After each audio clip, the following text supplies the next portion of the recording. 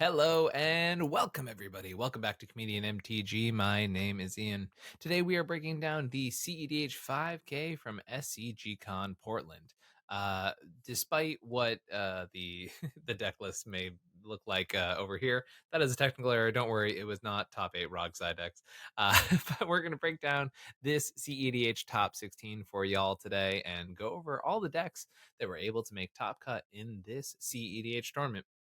If you like videos like this, make sure to hit that like button, that subscribe button. They help out the channel a whole ton. Check out patreon.com/comedianmtg and our lovely sponsors that we'll be talking about through the rest of this video. Major shout out to Tales of Adventure Magic, who we'll be talking about, as I said, a little bit later on in this video, but they're the reason I was even able to attend this tournament. So huge shout out to Toa, and we'll talk about them more later on.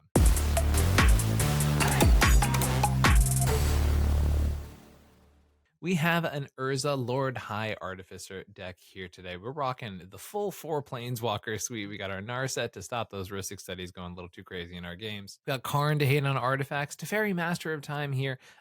Just a solid value engine, right? Able to loot through the rest of your opponent's turns while also having an uncounterable way to phase out your opponent's creatures during their turns as well, and presenting a clock that allows you to potentially threaten taking 2 extra turns, which usually ends up doing some pretty cool stuff. And of course, Tezzeret able to search for artifacts. This is the classic Urza Lord High Artificer list in the sense that you are trying to make infinite mana with Urza as quickly as possible. So you have things like Forensic Gadgeteer, in combination with Basalt Monolith here in the Artifact Suite, able to tap and untap for a little bit less than it originally cost, making infinite colorless mana, able to channel that through Urza. There also is a Power Artifact, which can work with either Basalt or with Grim Monolith, respectively, which is right here, able to once again reduce that untap cost for a lot of those cards and make infinite mana that way. We have Ice Crown Scepter in the deck with a dramatic reversal.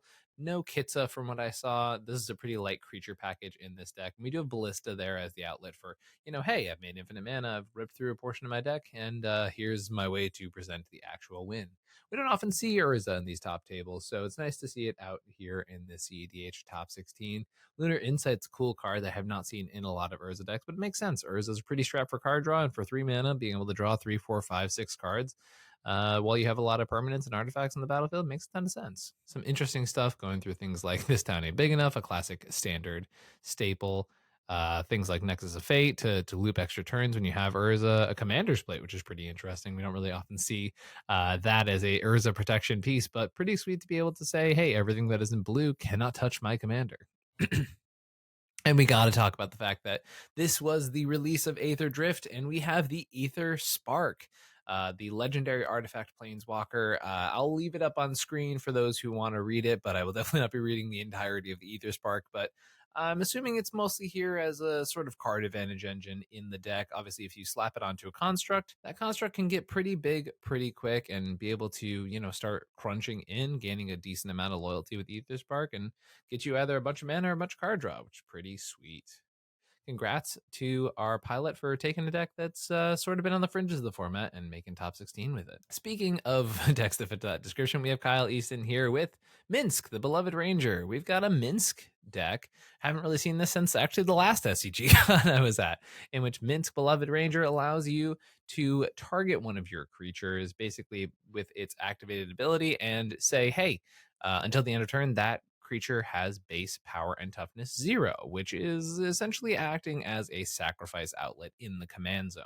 So traditionally, you do that with such pieces as Protean Hulk or Academy Rector to go get your Pattern of Rebirth, to go get your Protean Hulk, or Arena Rector, which will then go grab you Vivian on the Hunt. Vivian on the Hunt allows you to go up the Kiki Jiki line, the classic Felidar into Karmic Guide into Kiki, picking up the Felidar.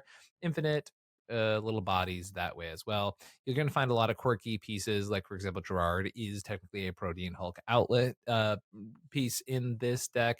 There's even a Magus of the Moon package and some Rule of Law style effects to really hate on your opponent's strategies while you're setting up your 1-card win condition. Makes a ton of sense. Safi's in there for the Hulk pile. Oof is there to stop your opponent's artifacts. So definitely sort of a smattering of different stacks effects in this deck to disrupt your opponents as much as possible while you're, as I said, setting up your single 1-card combo with your commander. So a lot of different ways to, ooh, this is a new one, Songbird's Blessing. Whenever enchanted creature attacks, reveal the top cards of your library into your villain aura. You may put that card to the battlefield if you don't put it in your hand. Oh, really cool. So yeah, there's only a single other aura in the deck, which is Pattern of Rebirth. I've never seen the Songbird's Blessing. That's pretty sweet. Unfortunately, Minsk does only activate its ability at sorcery speed, but still being able to go to combat, swing in, put a Pattern of Rebirth on one of your creatures, and then hopefully be able to survive through combat so you can use Minsk to sacrifice it is a pretty sweet deal. So really interesting stuff here from this Naya Minsk deck. It's good to see this deck kind of coming back from the ashes.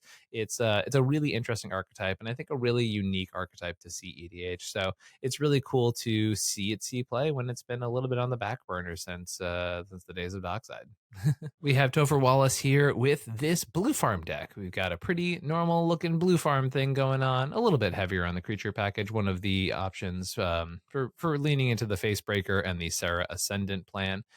These blue farm decks tend to be a little bit better in some of the slower, sloggier matchups, but don't have the explosive nature that some of the other blue farm lists have, right? We've got things like Dam and Deluge double board wipe hype here in this blue farm list. And apart from that, it is doing regular blue farm stuff, the normal Nas. You got the 14 artifacts supplementing a 1-ring package, and a Curse Totem in the 99. Once again, specifically, this version definitely attacking creatures at a very direct pace for sure. We have Zach Maroney here with another blue farm list, and you know what that means? We're going to use Moxfield's compare feature, one of the awesome things you can do here on Moxfield. So we're going to go to the compare these two deck lists. Here's our most recent one. So these decks are pretty similar, only 8 cards apart. In one list, we see going deep into the I'm just going to take my opponent's or copy my opponent's stuff strategy with copy enchantment, copy artifact, and mirror maid, really leaning into the copy style for this deck, as well as a few different pieces of interaction, offer and path, whereas our list from Topher does not is down 1 land in favor of Mox Amber, has Curse Totem in favor of some of that interaction, and is choosing to do the Sarah Ascendant Facebreaker, a little more creature heavy, basically, in comparison to the I'm going to copy all the Ristic Studies plans. We have Cody Trahand here with Krark Sakashima.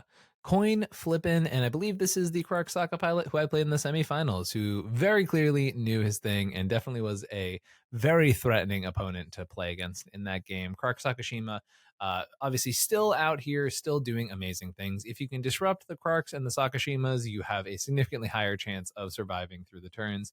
Definitely want to shout out the Wild Slash tech in this deck.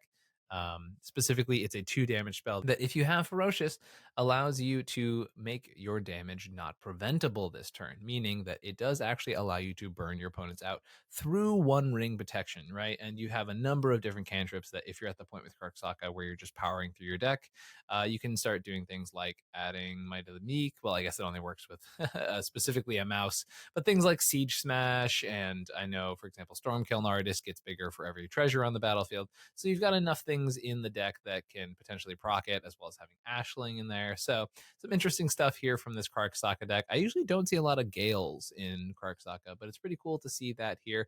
Makes a ton of sense for a deck that loves to cast instants and sorceries to be able to recast some instants and sorceries as well. Apart from that, this deck is pretty normal as far as Krark Sakashima decks are concerned, but it is pretty cool to see Krark Saka still alive and viable in the format.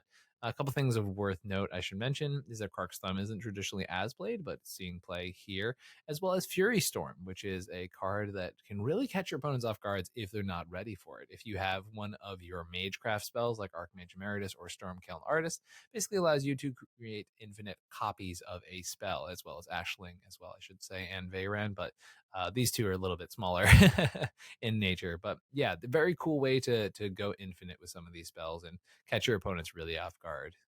Congrats to our pilot. We have Samuel Mailing here with Kinnan Bonder Prodigy.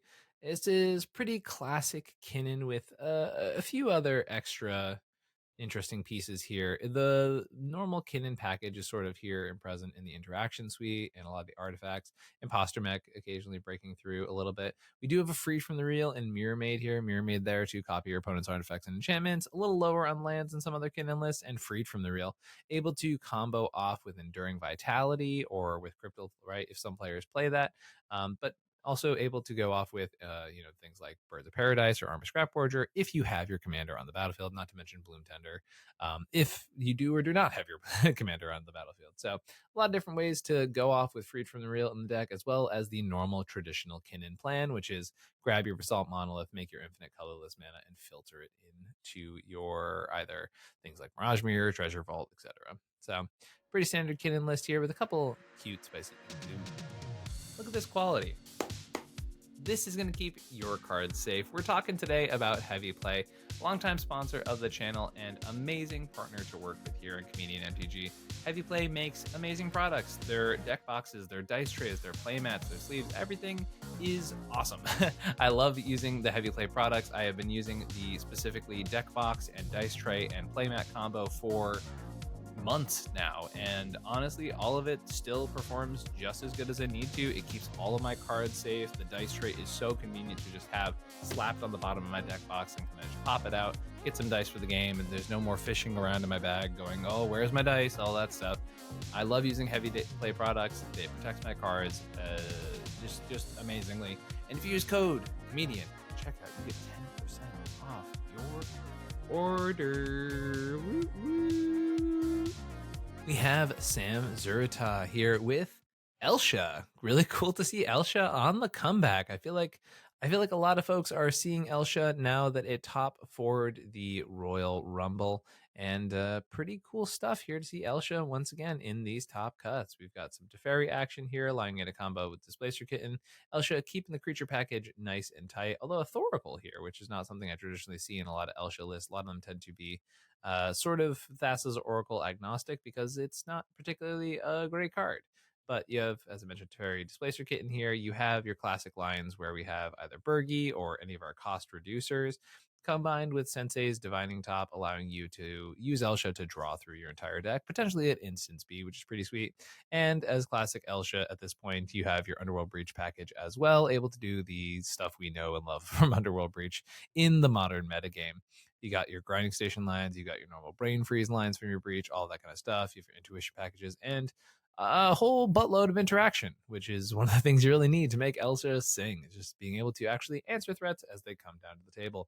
I really like seeing that we're starting to see more mid-range Elsha, which feels like it's starting to respect the metagame a little bit more and what Elsha needs to do to adapt to the things its environment. So pretty sweet stuff here. Congrats on our top 6. The bear is back. We've got Kyle Ross here with Lumra, Bellow of the Woods. This is a pretty sick Lumra build. I actually was able to talk to Kyle after this event about his deck, which was pretty sweet as well. Lumra is super cool. For those who haven't seen Lumra before, when it enters, you mill 4 and then return all lands from your graveyard to the battlefield tap, and its power and toughness is equal to the number of lands you control. The idea with Lumra is pretty indicative when we scroll down here to the number of lands. This is a 49 land deck. Sometimes I've even seen up to 51 lands in Lumra. You are trying to basically get Lumra to hit the battlefield and traditionally find a thing like Spelunking or like Amulet of Vigor or Tiller Engine, so that when your lands come into the battlefield, you can actually make them come in untapped. And then through pieces like Lotus Cobra or Nissa or many other pieces that exist in this deck, you're able to basically start cycling Lumra casts where you are able to have it come in, you're milling, you're sacking your lands, you're netting mana as you go through the process, and eventually you're able to basically just cycle Lumra as infinite amount of times as you possibly can.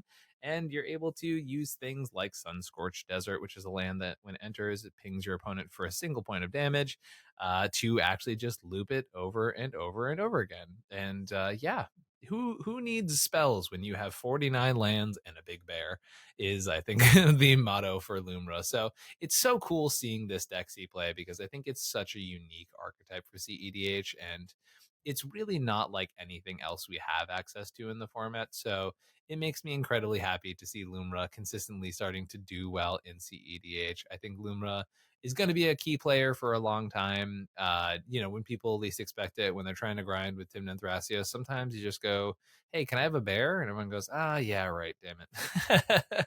So really cool to see Lumra up here at these top tables. And hope it doesn't go away anytime soon because it's a pretty sweet deck. We have Alexander Follett's Inala list here. This is pretty sweet Inala stuff here. We've got some stuff I've never seen before.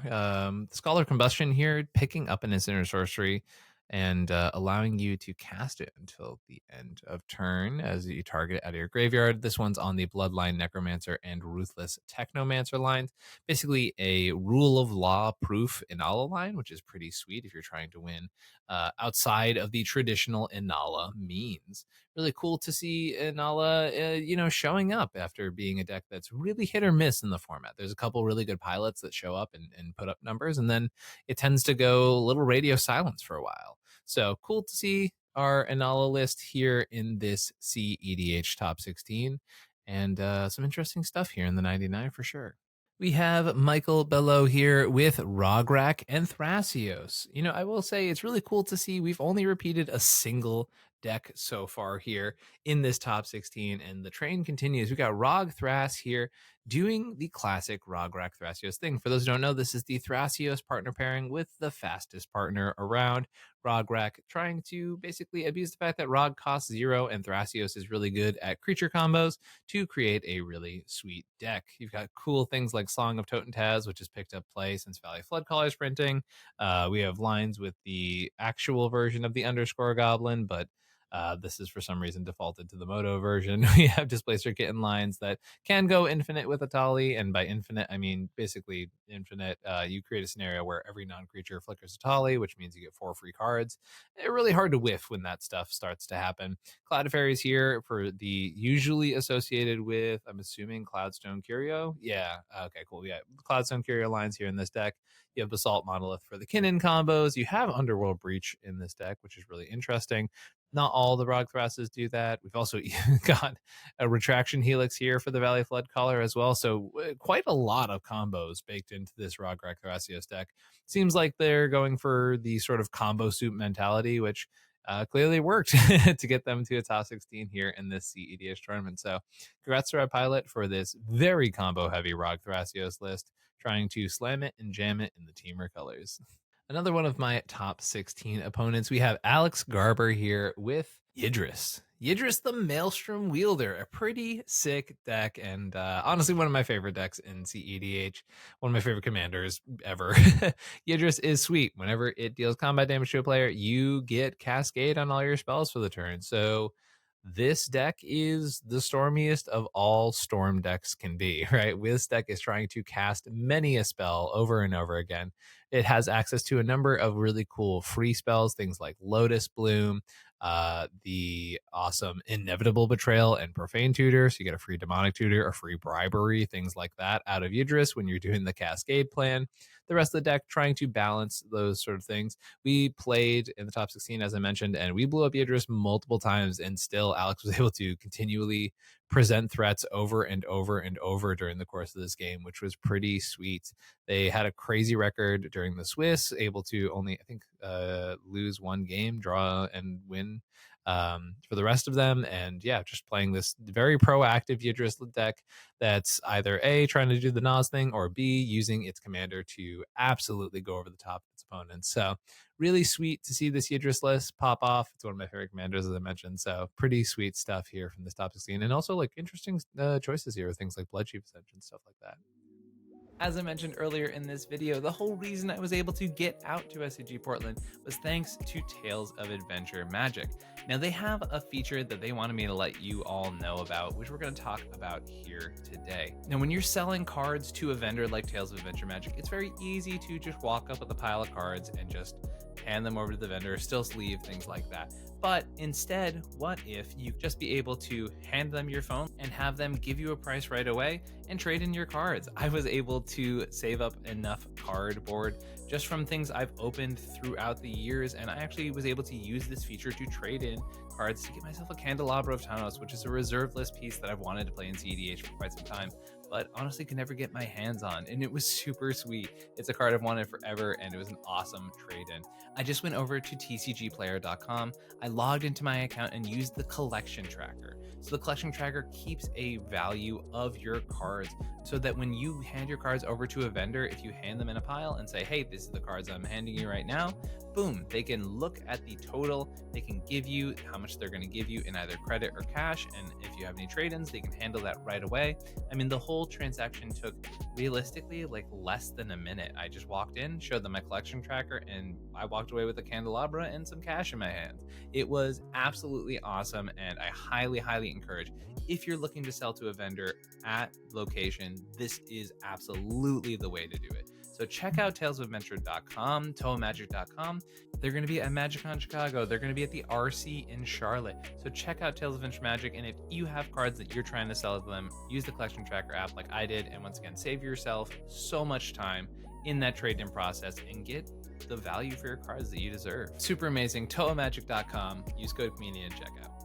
Jonas Williams, aka Choir Boy, here with his classic Captain Sisay. Captain Sisay, the 2-color Sisay list here in this top 16. And yeah, Jonas absolutely killed it. Played against him in Swiss, and he was my only loss during the Swiss as well. Absolutely amazing run during the course of this tournament. Jonas has been playing Sisay for basically, I think, since Paradox Engine has been banned, and kind of is only one of the only people to continually put up numbers with this deck. It's definitely a mid-range stacksy list, doing things like Karn to shut off your opponent's artifacts. You have things like Collector Oof and stuff like that in the 99 to disrupt your opponents, but also one of the biggest upgrades for the deck, and one of the card that absolutely killed us in our Swiss round, was Marvin Murderous Mimic.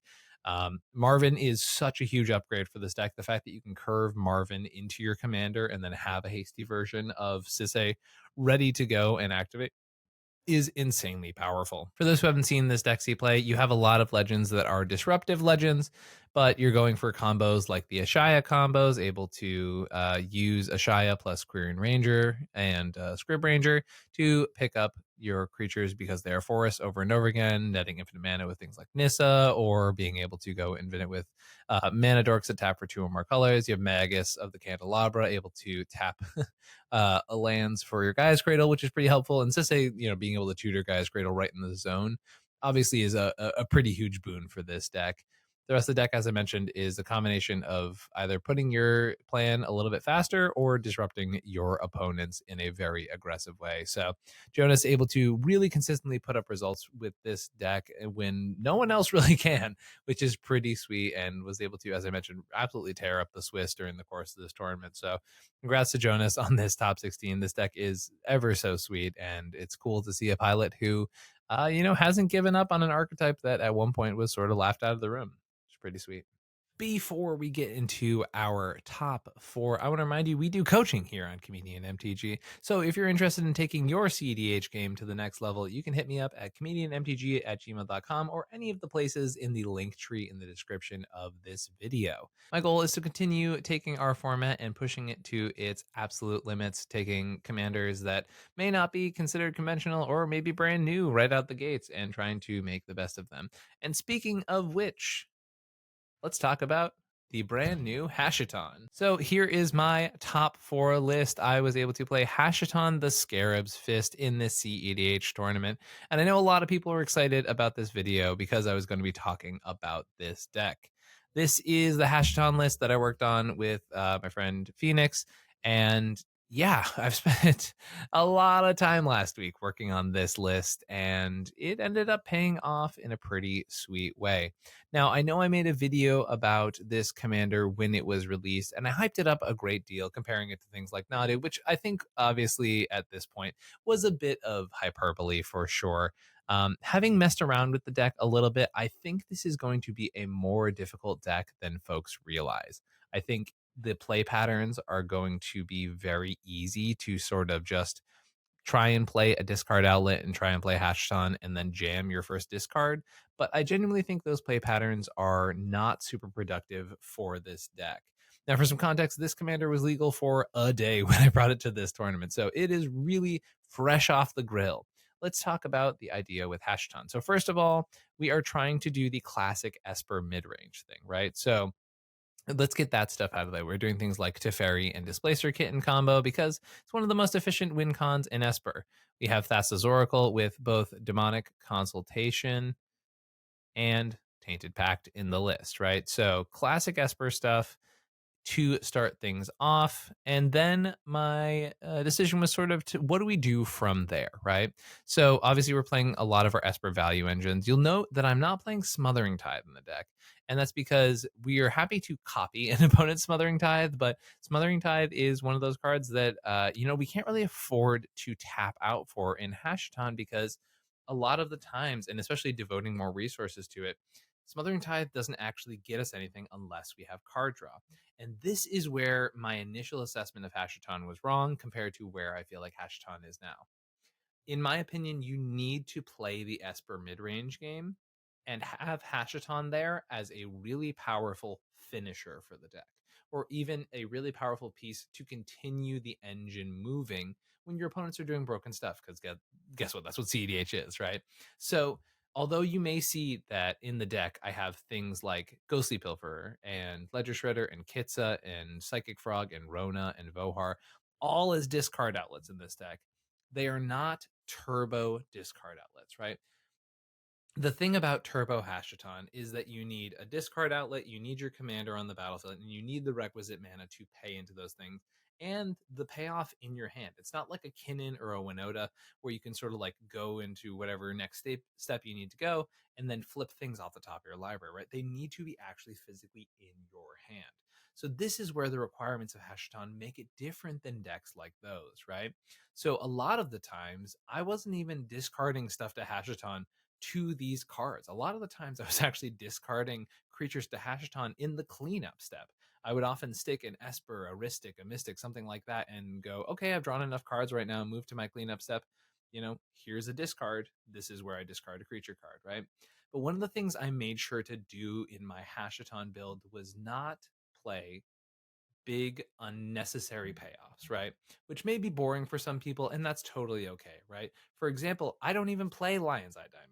One of the big hype cards around this commander was Lion's Eye Diamond. And I said to myself, okay, you can play that turn one, turn two Hashaton, and then play a Lion's Eye Diamond, crack it, and then put in some giant payoff, right? But then my follow up thought was, well, yeah, but then if it eats a Swords to Plowshares or a Chain of Vapor or any removal spell whatsoever, then I don't have a hand.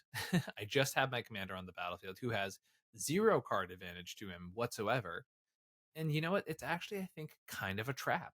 So hence how we got to hash browns thrown in the trash or my grindy Hashaton list, right? So this list is much more about that grind game, right? We are doing things like discarding Notion Thieves, because guess what? Notion Thieves a lot better as a 4/4 when there's things like Bowmasters running around. One of my favorite payoffs that I only got to use a single time was Zur. Being able to sneak in a Zur at the end step and then either be very aggressive, go for something like a Necropotence line, which in this deck the necro lines were very fair. This is not a necropotence for a million, go for a flood caller born upon the wind type of thing. And if you'll notice in the deck, there is no flood caller. There is no high fae trickster. There is no born upon a wind, right? The only flash stuff we are doing in this deck is through our commander. And as I mentioned, we don't have a lot of card advantage in this deck, which is why we couldn't really afford to play those effects, right? Our commander gives us enough flash as it is. It allows us to play a flashy, disruptive game plan. I've done things in this deck, like, for example, over the course of this tournament, one of my opponents was trying to pop off. I drew a Ranger Captain of Eos, and in response to one of their game-winning spells, I was able to flash in a Ranger Captain by discarding it to Hashaton's ability and making a token copy, and then cracking the Ranger Captain in response to their turn, right?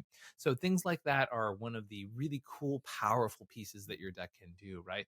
But you don't want to basically overcommit to that game plan. But that is one of the strengths of Hashaton. You get to play the grindy game, and then when you get a discard outlet and go to just pass your turn and go for the grind game, that's where you start to actually create a productive play pattern, right? So please don't fall for the turbo plan for this deck, because genuinely, I am so convinced that it is nothing. Actually, one of the best cards in this deck for the Hashaton plan is Tivit, because multiple times over the course of the weekend, I was able to basically have a discard outlet, have Hashaton, and look at my opponents and go, hey, this is the card I'm going to discard. You don't need to worry about it. And they were like, yeah, honestly, I don't need to worry about it. And it was a reasonable choice because Tivit was good at eventually snowballing advantage turns and turns and turns down the line. But they were able to save their removal spells for things that were actually relevant. Tivit wasn't ever winning me the game, but it was a good grind engine, right? Like at the end of the day, honestly, it just giving me 2 treasures every time was fine. I didn't even really care about the clues in a lot of circumstances, although they did come up from time to time. I'm not playing a time sieve in the deck because I thought that would exactly exacerbate the sort of conversation where they would go like, "Oh, well, there's a combo piece for Tivit," and I was able to very clearly go like, "Nope, no time sieve." Just playing a fair Tivit, trying to get a little bit of advantage, a little bit of treasure, some clues, because my commander, once again, doesn't have any treasure advantage, doesn't have any mana advantage, doesn't have any card advantage, etc., etc. Right? Consecrated Sphinx is hypothetically a card in my deck. I did not see it even one time. Same thing for Elesh Norn. Over the course of this tournament, for some reason, I saw those cards 0 times. The one time I saw them was during the semifinals when I had 95 of the 99 cards in my deck in my hand. So I don't think that counts. For a little bit of context on that, I had um, I believe, started the game with a Ghostly Pilferer. I then had Italian and was able to have Astral Dragon come in and make 2 Rhystic Studies. So that got crazy. That was it was a wild semifinals game for sure. Um, Wonder Cake's great in the deck. It's your 5th Grand Abolisher effect, but also just, I mean, I love Wandering Archaic. Listen, y'all, if you see me playing Wandering Archaic in a deck, you know it's a deck I like to play. Wandering Archaic's one of my favorite cards of all time. The design is awesome. People hate on it. It's awesome. I don't care. It's sometimes a defense grid. It's sometimes just a value engine. It's the best. You One of the things I keep getting questions about is the fact that I'm on this Razaketh, the Foul Blooded, and the fact that specifically I am on Peer into the Abyss and Sacrifice. And I've gotten so many DMs since posting my deck list about why am I not on Hoarding Broodlord. Um, I think Hoarding Broodlord is way worse than Razaketh. I think Razaketh on its own has a lot of potential, and Razaketh does not require me to play Saw in Half, right? I am okay playing 2 bad cards in my deck that kind of do something in a lot of situations, right? I think a lot of the time, Sacrifice is actually, I had Sacrifice come up in the semifinals because I was able to sacrifice one of my draw outlets because it was a forced draw to be able to go for a Thassa's Oracle win, right? Little things like that helped a good deal. Plus, if you ever make a token copy of any of your creatures, they keep their mana value. So if you sacrifice, for example, say I made a copy of Astral Dragon, right? Made 2 Rhystic Studies, and I use Sacrifice on it, I would make 8 black mana. So Sacrifice actually is a crazy good ramp spell. So if you naturally draw Sacrifice over the course of the game, it is very much a non-inconsequential draw. Peer into the Abyss was also one that I figured, if the games are grindy enough, if I clever Impersonator to copy a Smothering Tithe, for example, or if I just have a Lotho on the battlefield from who's knows when, you can eventually get the ability to just hard cast the Peer into the Abyss. Plus, I wanted a fast win. And to me, having an early Hashaton discard outlet and go like, all right, cool, discard a Razaketh, sacrifice 2 creatures, get sacrifice, Peer into the Abyss, sacrifice my Razaketh, make 8 black mana, Peer into the Abyss, 1 black mana left over, draw 40 cards. Seems like a pretty quick way to get the game over. So that's the reason for that choice. For all those who are asking me, I think I like the Razaketh a lot in the deck. I really would feel quite hesitant in removing it because I think it fills that role so perfectly, right? And yeah, I have a lot of trouble, not liking it in that respect. One wheel in the deck because, as I mentioned earlier in the video, I'm on Notion Thief, I'm on Orcish Bowmasters, right? So just having that little payoff in case I got there. I will say the Razaketh line never saw over the course of this tournament. There's arguments about like the fact that at the end of the day, 5 rounds of Swiss plus top 16 plus top 4, it's a lot of magic, but it's not so much magic that you're like, oh my god, everything's going to come up all the time, right? So the Windfall thing never saw, the Razaketh thing never saw, the Mnemonic Betrayal. I did see it one time, but it was in a situation where I was like, maybe one of the worst mnemonic betrayals of all time. I still think this card's amazing in the format. I still think you play it. Just sometimes it's going to suck. Apart from this, you see a lot of the classic Esper suite here in the interaction section. As I mentioned, you have Necropotence in this deck. It's mid in this deck. You're not going for the super deep turbo Necropotence. You're going for the Necropotence in which you go, all right, I resolve Necropotence. I draw up to 8 cards. All right, I go to my cleanup step and I discard a grindy mid-range creature. Great. Move to my next turn, draw a couple extra cards, discard a grindy mid-range creature, right? Like, you're not trying to turbo Necro. It is just not the way this deck works. Don't do it. It's going to end bad. Shout out to Tortured Existence, another card that hypothetically is really good in this deck. And I saw one time, once again, when I had 95 cards in my hand, or not 95 cards in my hand, I had access to 95 of my cards in my deck. So Tortured Existence, you're really cool. It's really awesome in the late game when you can start just like cycling creatures over and over again, right? You can start doing things like, oh, cool, Consecrated Sphinx and Astral Dragon, for example. Just discard the Astral Dragon, make a token copy, get a Con Sphinx back to my hand, discard the, just loop. Your opponents are going to not let you want to do that, right? They're not going to want you to be able to get that over and over and over again. But I would have a hard time cutting Tortured Existence because we don't play anything like a Yawgmoth Will or something like that, right? So if you lose your Thassa's Oracle, you're in a bit of a sucky spot if that goes away, right? So worth noting. Obviously, I'm going to have a lot more to say about this deck as it is the deck that I piloted at this tournament, and it's a brand new list. So obviously, there's a lot of people who've been DMing me about this deck and trying to get generalized impressions of the list. It was a very fun deck to play.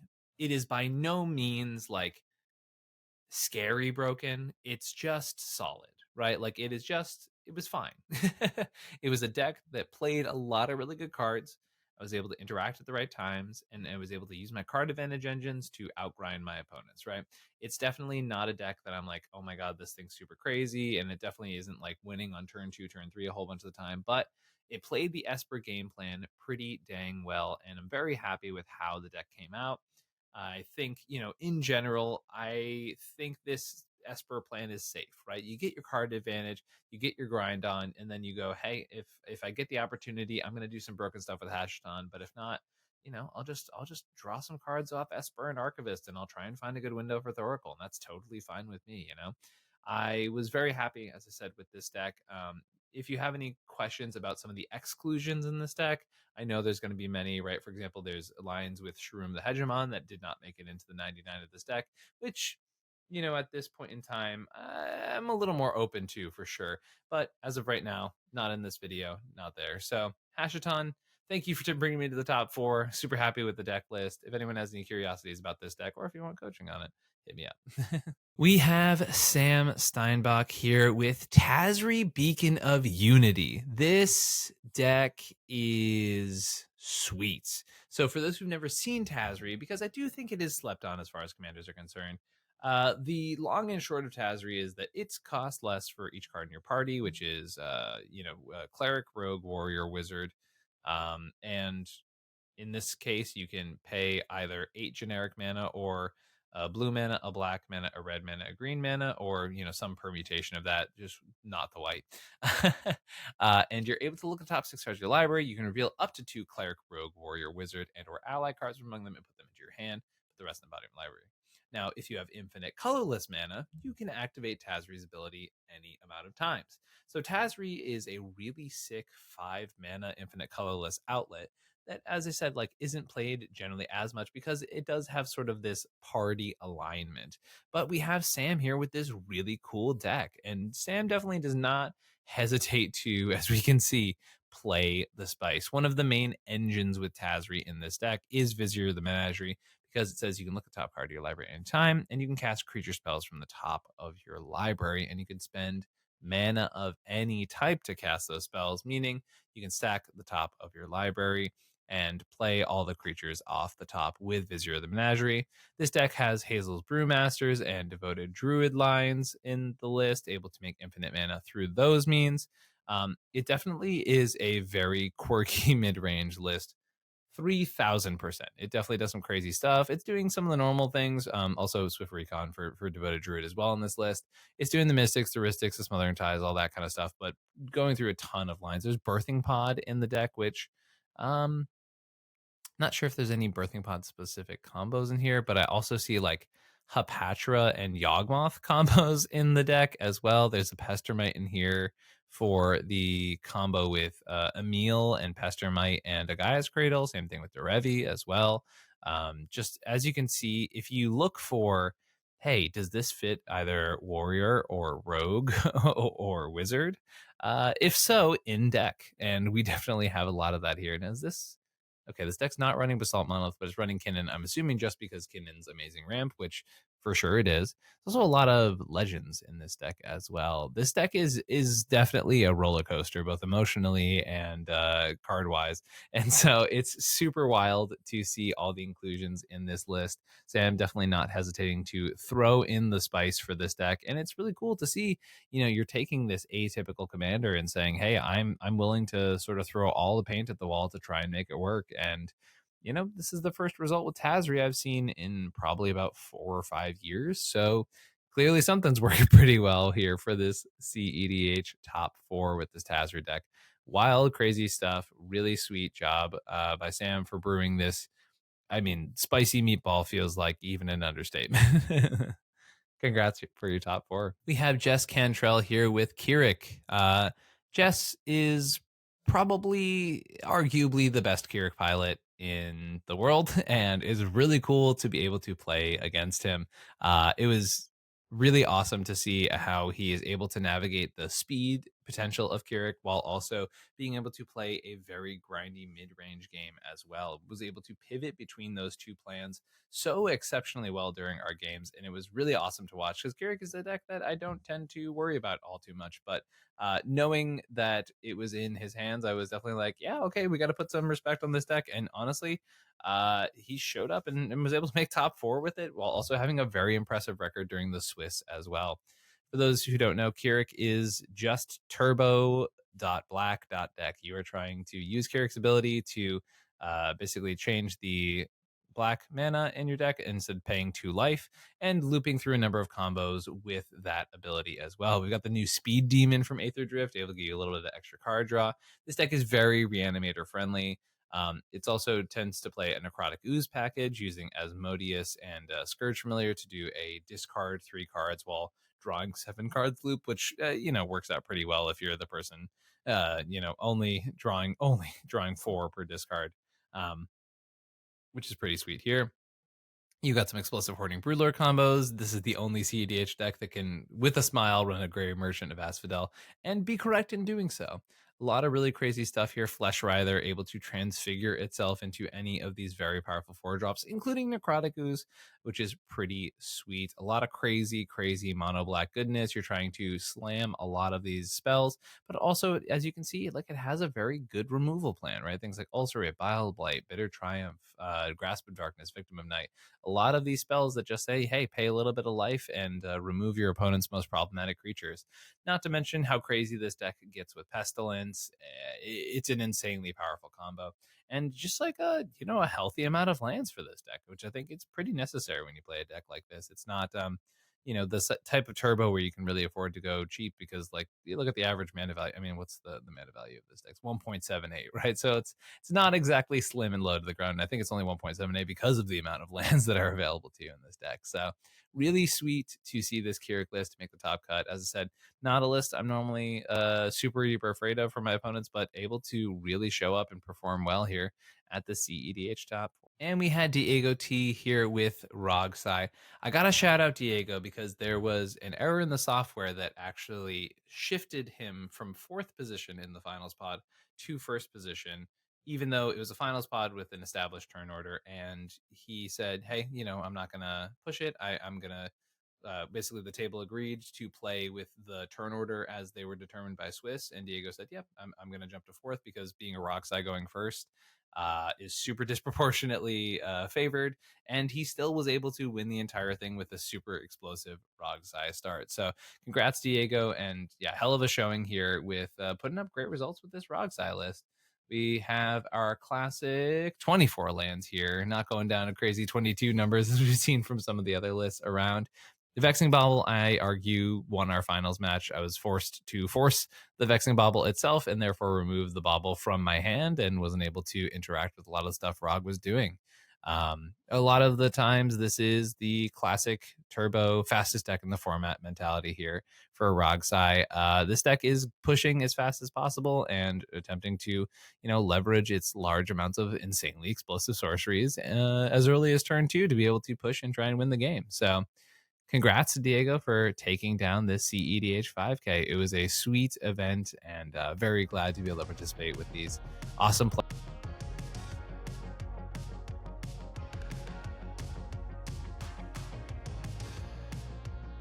Portland was an awesome city to go visit, and honestly, I have nothing but great stuff to say. So thank you all for watching this video.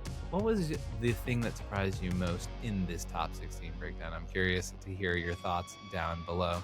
Thank you once again to Tales of Adventure Magic and our other sponsors, but especially Tales of Adventure for helping me get out to Portland to participate in this amazing tournament. It was genuinely an amazing experience, and I have nothing but great things to say.